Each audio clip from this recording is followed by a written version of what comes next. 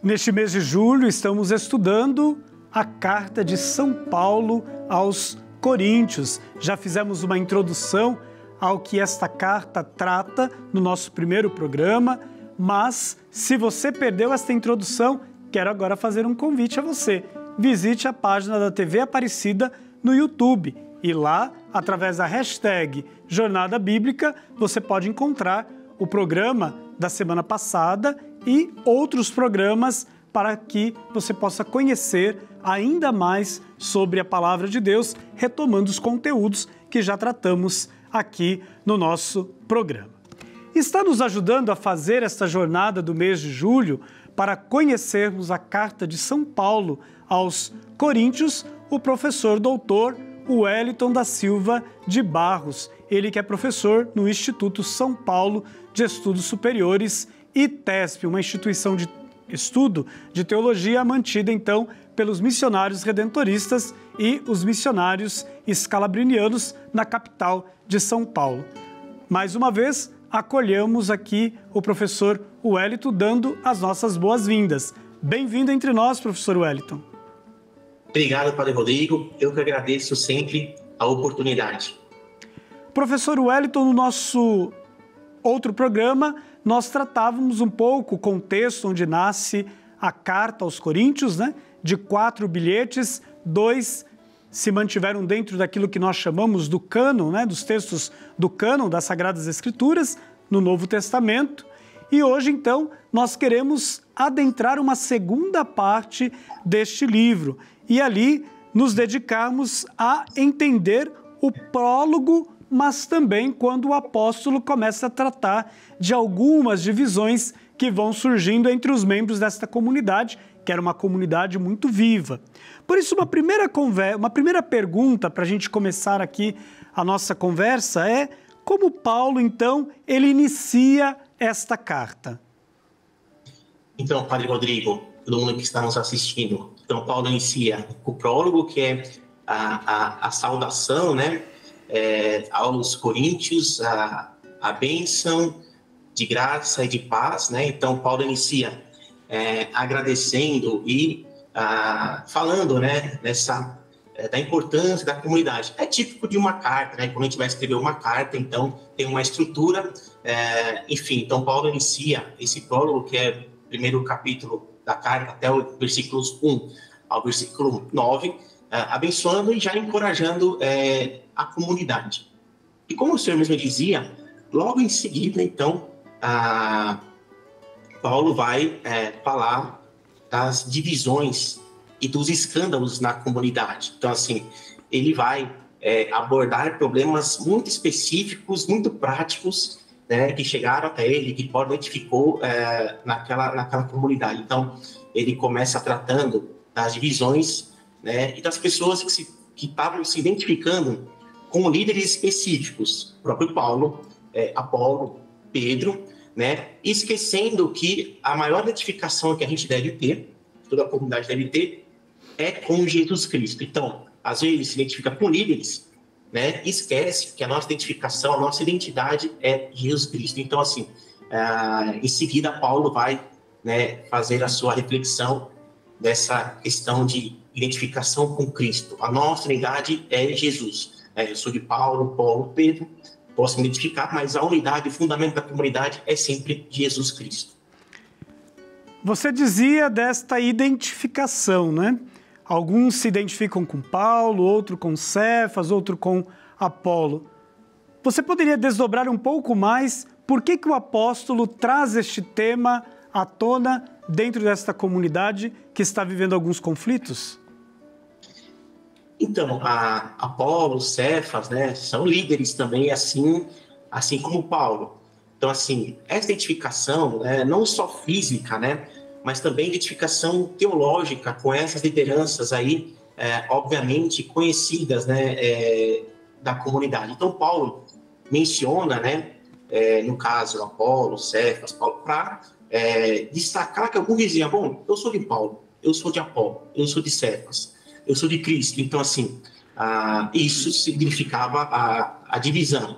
Então, quer dizer, ele quer enfatizar que todos são servos de Cristo. E ele quer que é a base, Cristo é que foi crucificado, no seu nome que somos batizados, e não no nome de Paulo, de Apolo, né, ou de Cefas. Por quê? Como o senhor perguntava, né, a unidade de Cristo é fundamental para a comunidade e central na mensagem do próprio Paulo.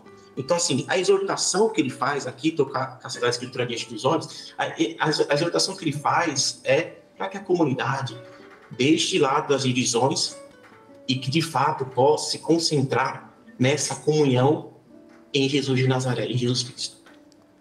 É bem interessante, né? E bem atual este tema das divisões, este tema, às vezes, que faz com que pensemos o modo que evangelizamos e o testemunho também que estamos dando, né? Então, as divisões não entre a comunidade, as brigas entre os membros de uma comunidade não é algo que acontece apenas na atualidade, mas nós podemos, né, nos inspirar nestes textos para pensarmos como podemos hoje lidar com a diversidade, mas também na diversidade fazer acontecer o anúncio do Evangelho. Dentro desta carta, vamos ter aí duas expressões, uma que fala sobre a loucura da pregação e a outra que fala sobre a loucura da cruz. O que o apóstolo quer dizer colocando essas duas expressões dentro desta primeira carta, né, aos Coríntios e, sobretudo, neste bloco onde ele trata sobre os conflitos vividos pela comunidade? Então, Paulo aí, ele está querendo chamar a atenção, né, questionar como as pessoas estão enxergando a mensagem de Jesus. Então, assim, através desses dois, loucura da pregação, loucura da cruz, né, Paulo quer discutir, quer questionar como que as pessoas, né, percebem a mensagem cristã. Então, assim, para os judeus, né, a pregação de Cristo crucificado é um escândalo, né? É um escândalo. Talvez alguns esperavam um Messias poderoso e triunfante, não que morresse na cruz. Então, Paulo está questionando, né? Está contrastando com essa visão em relação à loucura, né, da cruz. Também, os gregos, né, a mensagem da cruz é uma loucura. Isso a carta deixa claro já no primeiro capítulo, né? Valorizavam a sabedoria humana, a razão, e não entendiam como a morte de um homem poderia ser redentora, né?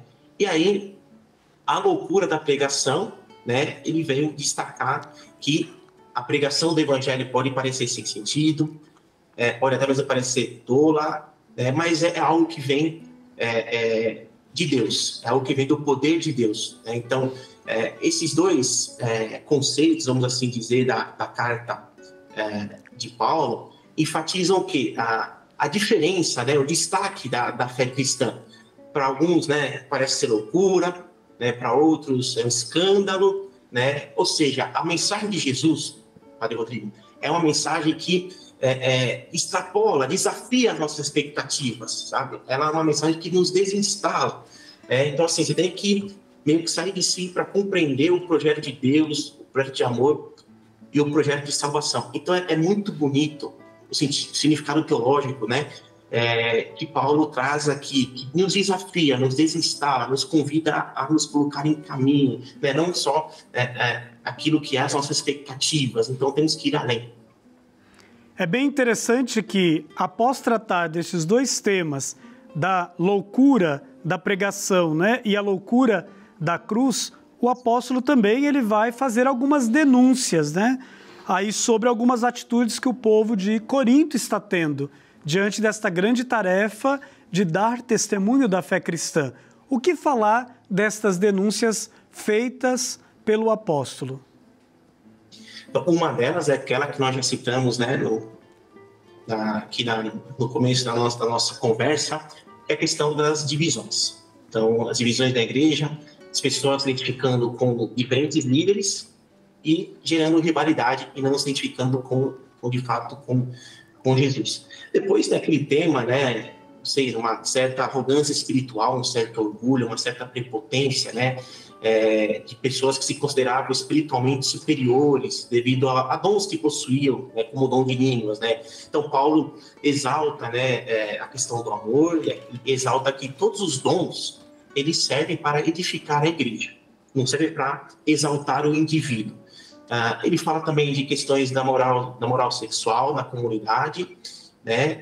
Aquela questão dos tribunais, né? Algumas pessoas, ao invés da comunidade resolverem os problemas internos, de maneira interna, né? Acaba levando a disputa para tribunais, né, civis, e isso ele argumenta que isso revela uma certa ausência de sabedoria e de espiritualidade. E também da questão dos cultos, né?